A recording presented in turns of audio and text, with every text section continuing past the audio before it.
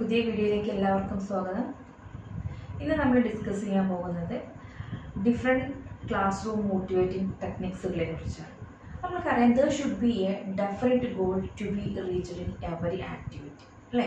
ഓരോ ആക്ടിവിറ്റിക്കും ഒരു ഡെഫിനറ്റ് ഗോളുണ്ട്. നമ്മൾ ആ ഒരു ആക്ടിവിറ്റി കംപ്ലീറ്റ് ചെയ്യുന്ന സമയത്ത് നമ്മൾ ഒരു പെർട്ടിക്കുലർ ഗോളിലേക്ക് നമ്മൾ റീച്ച് ചെയ്യും. എപ്പോഴാണ് ഒരു ലേണർക്ക് അയാൾ ഇൻവോൾവ് ചെയ്യുന്ന ഒരു ടാസ്കിൽ അല്ലെങ്കിൽ ഒരു ആക്ടിവിറ്റിയിൽ അയാൾക്ക് താല്പര്യമില്ലാതെ വരുന്നത്? Sometimes it is because of he is not aware of the purpose of doing that particular task. ആ ഒരു ടാസ്ക് ചെയ്യുന്നതിൻ്റെ പർപ്പസ് എന്താണ് എന്ന് അയാൾക്ക് അറിയാത്തത് കൊണ്ട് ഒരു പക്ഷേ അയാൾ ആ ഒരു ആക്ടിവിറ്റിയിൽ താല്പര്യമില്ലാത്ത ഒരാളായിട്ട് മാറാനുള്ള സാധ്യതയുണ്ട്. അപ്പോൾ നമുക്ക് ചെയ്യാൻ പറ്റുന്നൊരു കാര്യം എന്താണ്? Make a clear perception of the aims and goals of that particular task.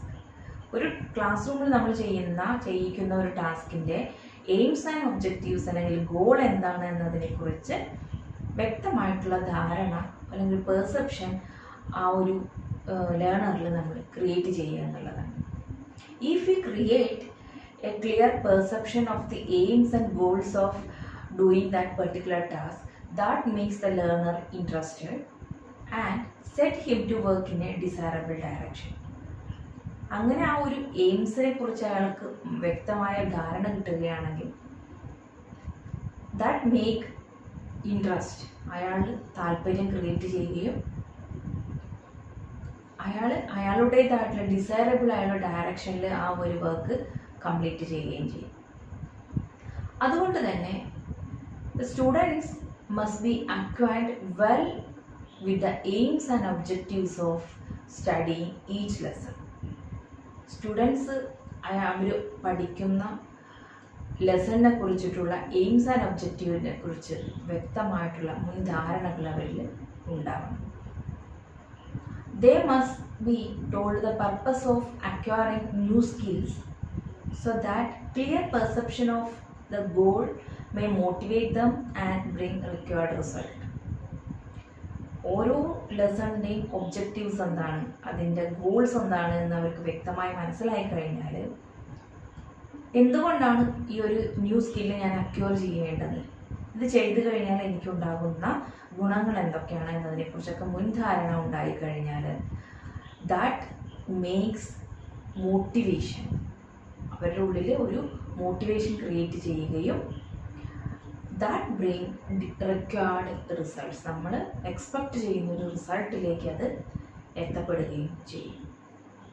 അപ്പം അതുകൊണ്ട് തന്നെ ഓരോ വിദ്യാർത്ഥികളും ഓരോ സ്റ്റുഡൻസും should know about the purpose of learning a particular topic. ഒരു പെർട്ടിക്കുലർ ടോപ്പിക്ക് പഠിക്കണമെങ്കിൽ ഏത് ടോപ്പിക്കാണെങ്കിലും പഠിക്കുന്നതിൻ്റെ പർപ്പസ് എന്താണ് അല്ലെങ്കിൽ എയിംസ് ആൻഡ് ഒബ്ജക്റ്റീവ്സ് എന്താണ് എന്നതിനെക്കുറിച്ചിട്ടുള്ള വ്യക്തമായിട്ടുള്ളൊരു ധാരണ ഓരോ ലേണറിനും ഉണ്ടായിരിക്കണം. അങ്ങനെ ഒരു പെർസെപ്ഷനോട് കൂടി ചെയ്യുകയാണെങ്കിലാണ് അയാൾക്ക് ആ ലേണിംഗ് പ്രോസസ്സ് ഇൻട്രസ്റ്റിംഗ് ആയിട്ട് ഫീൽ ചെയ്യുന്നത്. Second one, maintaining A pleasant atmosphere. Who is responsible for maintaining A pleasant atmosphere in A class room? Definitely it is the responsibility of a teacher to maintain a pleasant atmosphere in a classroom. So the teacher should create a pleasant atmosphere for learning. എങ്ങനെയാണ് ഒരു pleasant atmosphere create ചെയ്യുക? This can be done by encouraging class climates. നമുക്ക് class ക്ലൈമേറ്റ്സ് encouraging ആക്കാം. കുട്ടികളെ ആ learning പ്രോസസ്സിൽ involve ചെയ്യുന്നതിന് അവരെ എൻകറേജ് ചെയ്യുന്ന രീതിയിലുള്ള ക്ലാസ് ക്ലൈമേറ്റ് ആയിരിക്കണം നമ്മൾ പ്രൊവൈഡ് ചെയ്യേണ്ടത്. And also by providing facilitating healthy conditions. A well equipped classroom environment serve as a motivating force. ഒരു എൻകറേജിങ് ക്ലാസ് റൂം ക്ലൈമേറ്റിനെ പോലെ തന്നെ ഒരു വെൽ എക്യുപ്ഡ് ആയിട്ടുള്ള ഒരു ക്ലാസ് റൂം ആണെങ്കിൽ that also act as a motivating force. And there should not be any distracting factors like noise, undesirable scenes, in and around the class room. നമുക്ക് ലേണിങ്ങിൽ നിന്ന് distraction, ആ ലേണിംഗ് ആക്ടിവിറ്റിയിൽ നിന്ന് കുട്ടിയുടെ ശ്രദ്ധയെ മാറ്റുന്ന തരത്തിലുള്ള ഡിസ്ട്രാക്റ്റിംഗ് ഫാക്ടേഴ്സ് ഒന്നും ക്ലാസ് റൂമിന് പുറത്തും ഇല്ലാതിരിക്കും. And abnormal temperature is also a disturbing element.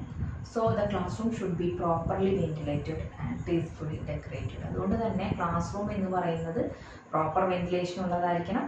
അതുപോലെ തന്നെ ഒരു ക്ലാസ് റൂമിന് അനുയോജ്യമായ രീതിയിലുള്ള ഡെക്കറേഷൻസും ഉണ്ടെങ്കിൽ that all these create a classroom environment pleasant, and this pleasant classroom environment act as a motivating force for learning. Linking the new learning with the past experiences. നമ്മൾ പുതിയതായ ഒരു കാര്യം പഠിക്കാൻ പോകുന്ന സമയത്ത് പ്രീവിയസ് നോളേജുമായിട്ട് ഒരു കണക്ഷനും ഇല്ലാത്ത ഒരു കാര്യമാണ് നമ്മൾ പഠിക്കുന്നത് വെച്ചെങ്കിൽ നമ്മുടെ ലേണിംഗ് പ്രോഗ്രസ് എന്ന് പറയുന്നത് വളരെ സ്ലോ ആയിരിക്കും, അല്ലേ?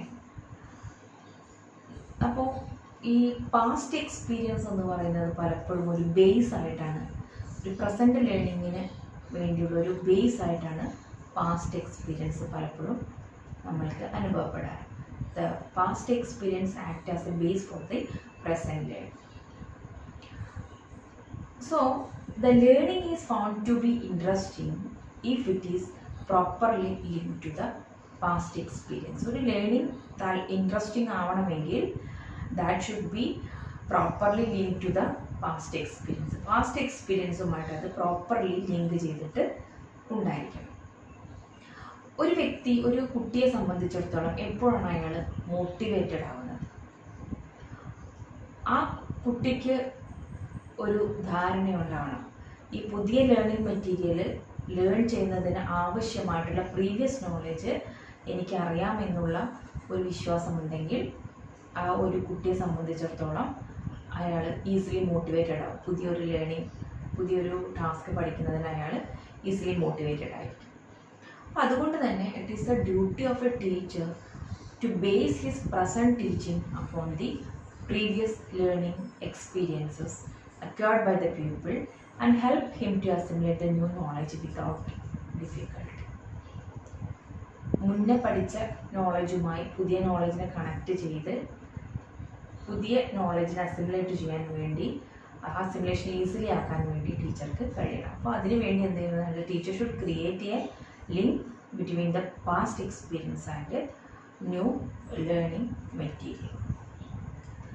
അപ്പോൾ അത്തരത്തിലൊരു ലിങ്ക് ക്രിയേറ്റ് ചെയ്യുന്നതിലൂടെ നമ്മൾക്ക് ലേണേഴ്സിനെ മോട്ടിവേറ്റ് ചെയ്യാൻ പറ്റും. Okay, next one, adopting effective methods of teaching. പിന്നെ നമ്മൾക്ക് ചെയ്യാൻ പറ്റുന്ന എന്താണ്? ഇഫക്റ്റീവ് മെത്തേഡ്സ് ഓഫ് ടീച്ചിങ് ഉപയോഗിക്കുന്നതാണ്. ഒരു സബ്ജക്ട് മാറ്റർ എന്തോ ആയിക്കോട്ടെ, what ever the subject matter B, A good teacher with his art of teaching can stimulate the students for learning.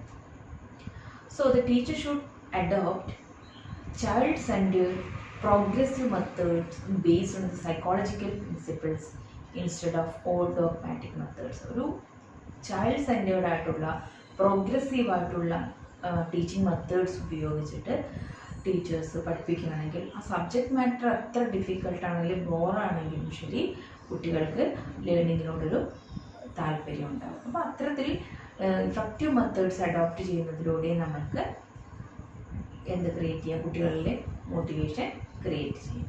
Okay, create audio visual AIDS. If A teacher use different audio visual AIDS in his classroom, that makes the learning meaningful and realistic to the learner. മാത്രമല്ല, നമ്മൾ ഉപയോഗിക്കുന്ന പുതിയ learning എയ്ഡ്സുകളുടെ ആ ഒരു novelty അല്ലെങ്കിൽ അതിൻ്റെ വിവിഡ്നെസ് ഒക്കെ ലേണറിനെ സംബന്ധിച്ചിടത്തോളം മോട്ടിവേഷൻ ഉണ്ടാക്കുന്ന, അതുപോലെ തന്നെ it attract the attention of the learner. നമ്മൾ ഓഡിയോ വിഷ്വൽ എയ്ഡ്സ് ഉപയോഗിച്ച് പഠിപ്പിക്കുക എന്ന് പറഞ്ഞാൽ എന്താണ്? We are using multi sensory approach. അത്തരത്തിൽ മൾട്ടി സെൻസറി അപ്രോച്ച് ഉപയോഗിക്കുക എന്ന് പറയുമ്പോൾ അതിൻ്റെ അർത്ഥം എന്താണ്? That make the lesson interesting and as such the learner get easily motivated. ആ ലെസൺ ഇൻട്രസ്റ്റിംഗ് ആവുകയും ലേണർ ഈസിലി മോട്ടിവേറ്റ് ആവുകയും നമ്മൾക്ക് ഡിസൈഡ് ആയിട്ടുള്ള റിസൾട്ട് കിട്ടുകയും ചെയ്യും. നമ്മൾക്ക് ഡിഫറെൻറ്റ് ഓഡിയോ വിഷ്വൽ എയ്ഡ്സ് ഉപയോഗിച്ചും നമ്മുടെ കുട്ടികളെ മോട്ടിവേറ്റഡ് ആക്കും. Next one, providing immediate feedback of achievement. The student engaged in learning have curious about the progress of their effort. ഒരു ലേണിംഗ് പ്രോസസ്സിൽ എൻഗേജ് ചെയ്തിരിക്കുന്ന ലേണറിനെ സംബന്ധിച്ചിടത്തോളം അയാളുടെ പ്രോഗ്രസ് എങ്ങനെയാണ് എന്നതിനെക്കുറിച്ച് അറിയാൻ അയാൾ വളരെ ക്യൂരിയസ് ആയിരിക്കും. അപ്പോൾ ആ ഒരു ക്യൂരിയോസിറ്റിയെ സാറ്റിസ്ഫൈ ചെയ്യുക എന്നതുകൊണ്ട് നമ്മൾ ഉദ്ദേശിക്കുന്നത് that inculcate the desire for self improvement. ആ ഒരു ക്യൂരിയോസിറ്റി സാറ്റിസ്ഫൈ ചെയ്യുന്നതിലൂടെ അയാൾക്ക് സെൽഫ് ഇംപ്രൂവ്മെൻറ്റിനേക്കുള്ള ഒരു ഡിസയർ ഉണ്ടാക്കിയെടുക്കുകയാണ് നമ്മൾ ചെയ്യുന്നത്. അതുകൊണ്ട് തന്നെ the immediate knowledge of the result of an activity gives incentives four taking further step. അപ്പോൾ അയാൾ ചെയ്യുന്ന ഒരു ആക്ടിവിറ്റിയുടെ ഒരു ഇമ്മീഡിയറ്റ് ഫീഡ്ബാക്ക് എന്ന് പറയുന്നത് ഫർദർ സ്റ്റെപ്സ് എടുക്കാൻ വേണ്ടിയിട്ടുള്ള ഒരു ഇൻസെൻറ്റീവായിട്ടാണ് ആക്ട് ചെയ്യുന്നത്. അപ്പോൾ അതുകൊണ്ട് തന്നെ the teacher should make provision for acquainting the student well with their progress. For this purpose, handbooks, graphs, chart and progress card should be maintained properly. അപ്പോൾ അവരുടെ പ്രോഗ്രസ്സും അറിയുന്നതിന് വേണ്ടി ഇവരുടെ പ്രോഗ്രസ് കാർഡുകൾ, ബുക്സുകൾ, ഇപ്പോൾ നമ്മൾ ലേണിംഗ് കേർവുകൾ അതൊക്കെ പ്രോപ്പർലി നമ്മൾ മെയിൻറ്റെയിൻ ചെയ്യണം. അപ്പോൾ അതിലൂടെ ഒരു ലേണർക്ക് അയാളുടെ ലേണിംഗ് പ്രോഗ്രസ് വിലയിരുത്താൻ കഴിയും. Promoting competition and cooperation. We know every child like to excel the achievement of others. If we use this desire in a healthy manner, it will act as a strong motivating force. There are two types of competition: competition with another person and competition against one's own record. Competition with one's own record എന്നതുകൊണ്ട് ഉദ്ദേശിക്കുന്നത് it is a form of competition stimulate the learner to compete with his past records. അയാൾ മുന്നേ അയാൾക്ക് കിട്ടിയിരിക്കുന്ന അച്ചീവ്മെൻറ്റിനെ overcome ചെയ്യാൻ വേണ്ടിയിട്ട്. അപ്പോൾ അത്തരത്തിലുള്ള ഒരു കോമ്പറ്റീഷൻ ആണെന്നുവെച്ചെങ്കിൽ that set him a path of self learning and provide intrinsic motivation. നമ്മൾ അല്ലാണ്ട് കോമ്പറ്റീഷൻ വിത്ത് അതർ പേഴ്സൺ ആണെന്ന സമയത്ത് എന്താണ്, sometimes the learner may use some unfair means to excel the others. അപ്പോൾ അതിലൊരു ഡേഞ്ചർ, അത്തരത്തിലൊരു ഡേഞ്ചർ ഉണ്ട്. പിന്നെ വേറെ നമ്മൾക്ക് ചെയ്യാൻ പറ്റുന്നത് എന്താണ്, cooperation and competition in A combination. നമ്മൾക്ക് രണ്ട് ഗ്രൂപ്പുകൾ തമ്മിലുള്ളൊരു കോമ്പറ്റീഷൻ ഉണ്ടാക്കാം. അതിൻ്റെ ഒരു ഗുണം എന്താണെന്ന് വെച്ചെങ്കിൽ ഗ്രൂപ്പ് മെമ്പേഴ്സ് തമ്മിൽ ഒരു കോപ്പറേഷനും ഒരു ടീം സ്പിരിറ്റും നമ്മൾക്ക് നിലനിർത്താൻ കഴിയും. അപ്പോൾ ടീച്ചേഴ്സ് ഇത്തരത്തിൽ കോപ്പറേഷനും അതുപോലെ തന്നെ കോമ്പറ്റീഷനും ഒരുപോലെ ഉപയോഗിച്ചുകൊണ്ട് ഉള്ള ഒരു മോട്ടിവേഷൻ ക്ലാസ് റൂം ക്രിയേറ്റ് ചെയ്യാൻ വേണ്ടി ശ്രമിക്കും. അതിലൂടെയും അത്തരത്തിലൂടെയും നമ്മൾക്ക് കുട്ടികളുടെ മോട്ടിവേഷൻ ക്രിയേറ്റ് ചെയ്യാൻ പറ്റും. Next one, praise and blame. Praise and blames are potent incentives that would be safely used for the attainment of desired motivation. ഈ പ്രൈസ് ആൻഡ് ബ്ലെയിം എന്ന് പറയുന്നത് നമ്മൾ ഉദ്ദേശിക്കുന്ന തരത്തിലൊരു മോട്ടിവേഷൻ കൊണ്ടുവരാൻ കഴിയുന്ന ഒരു ഇൻസെൻറ്റീവാണ്. പക്ഷേ ഇതിൻ്റെ ഇഫക്റ്റീവ്നെസ് it is depends upon the personality of the learner. ലേണറുടെ പേഴ്സണാലിറ്റിക്ക് അനുസരിച്ചായിരിക്കും ഈ ബ്ലെയിമിനാണോ പ്രൈസിനാണോ മോർ ഇഫക്റ്റീവ് എന്നുള്ളത്. ഓക്കെ, അപ്പോൾ the teacher should understand the personality of the learner first. അപ്പോൾ ടീച്ചർ എന്ത് വേണം, ആ ഒരു ലേണറുടെ പേഴ്സണാലിറ്റി മനസ്സിലാക്കി കഴിഞ്ഞ് ഇത് ഏതാണ് ഇഫക്റ്റീവായിട്ട് ഒരാൾ വർക്ക് ചെയ്യുന്നത് എന്ന് മനസ്സിലാക്കി കഴിഞ്ഞിട്ട് വേണം ഇത്തരത്തിലുള്ള ഇൻസെൻറ്റീവ്സ് ഉപയോഗിക്കാൻ. ചിലവരിൽ പ്രൈസും ബ്ലെയിമും ഒരുപോലെ മോട്ടിവേറ്റഡ് ആയിരിക്കും. ചിലവരിൽ പ്രൈസ് ആയിരിക്കും കൂടുതൽ മോട്ടിവേറ്റഡ് ആയിരിക്കും, ചിലവരിൽ ബ്ലെയിം ആയിരിക്കും കൂടുതൽ മോട്ടിവേറ്റഡ് ആയിരിക്കും.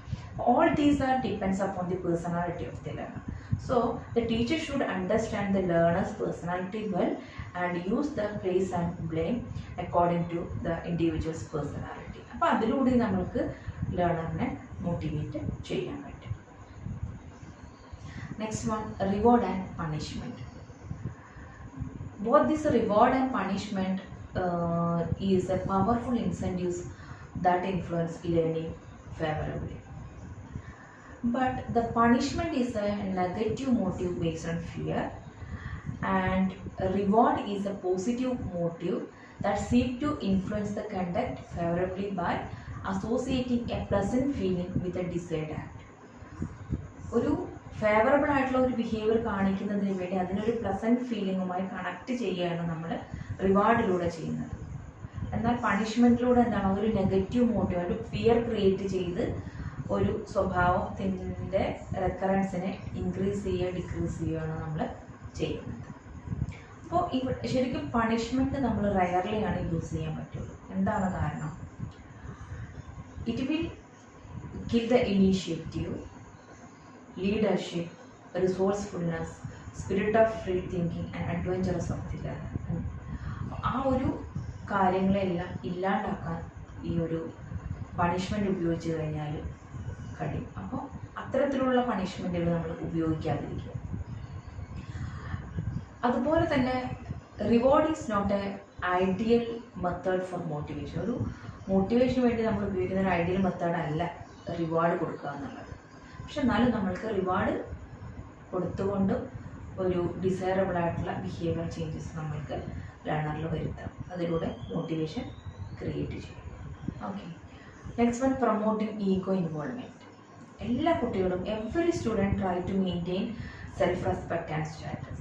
So the teacher should engage them in activities which can appeal to their self respect and raise their status among the classmates. അത്തരത്തിലുള്ള ആക്ടിവിറ്റിയിൽ അവർ സെൽഫ് റെസ്പെക്റ്റും അതുപോലെ തന്നെ ക്ലാസ് റൂമിൽ ക്ലാസ്മേറ്റ്സിൻ്റെ ഇടയിൽ സ്റ്റാറ്റസ് ഉയർത്താൻ പറ്റുന്ന തരത്തിലുള്ള ആക്ടിവിറ്റിയിൽ അവരെ എൻഗേജ് ചെയ്യിപ്പിക്കും.